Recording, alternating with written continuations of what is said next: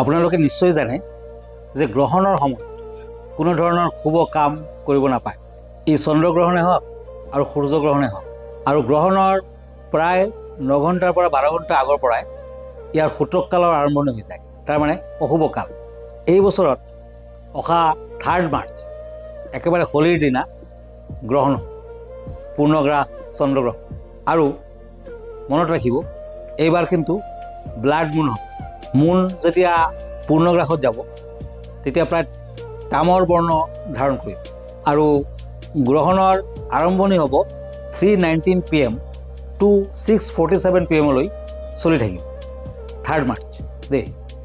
আৰু ইয়াৰ সূতককালৰ আৰম্ভণি হ'ব মৰ্ণিং 6:20 পৰা। গতিকে এই সময়ছোৱাৰ ভিতৰত আপুনি দেৱ দেৱীসকলক ফাকু দিব নোৱাৰিব, কাৰণ অশুভ কাল।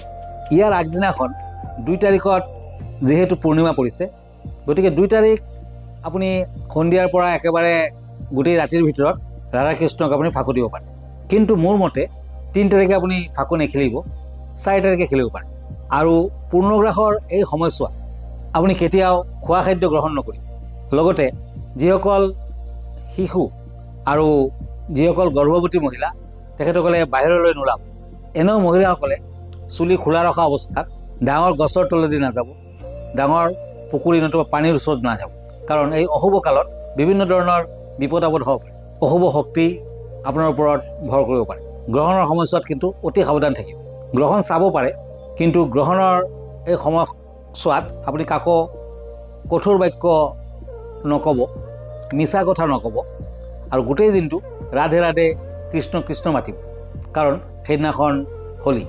আৰু ইয়াৰ লগত মনত ৰাখিব, শ্ৰীকৃষ্ণই গোপীগণৰ লগত হোলী খেলিছিলে, ৰাধাৰ লগত হোলী খেলিছিল। গতিকে এই সময়ছোৱাত যদি আপুনি শ্ৰীকৃষ্ণৰ কথা, ৰাধাৰ কথা চিন্তা কৰি থাকে, আপোনাৰ মনৰ ভিতৰত থাকে, তেতিয়া কোনো ধৰণৰ বিপদ আপদে গোটেই বছৰটোত আপোনাৰ অনিষ্ট কৰিব নোৱাৰে।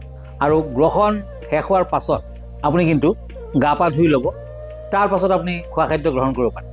যদি আপোনাৰ খোৱা খাদ্য ৰৈ গৈছে, আপুনি ফ্ৰিজত ৰাখিছে বা ক'ৰবাত ৰাখিছে, তুলসী পাত দি ৰাখিব। ইভেন পানীটো আপুনি তুলসী পাত দি ৰাখিব। গ্ৰহণৰ পিছত তুলসীৰ গুৰিত ঘিউৰ চাকি জ্বলাব, তেতিয়া আপুনি শুভ ফল লাভ কৰিব পাৰিব। আৰু গ্ৰহণৰ অপবিত্ৰতাই আপোনাক কোনো ধৰণৰ অনিষ্ট কৰিব নোৱাৰে। ধন্যবাদ, নমস্কাৰ, জয় শ্ৰীকৃষ্ণ।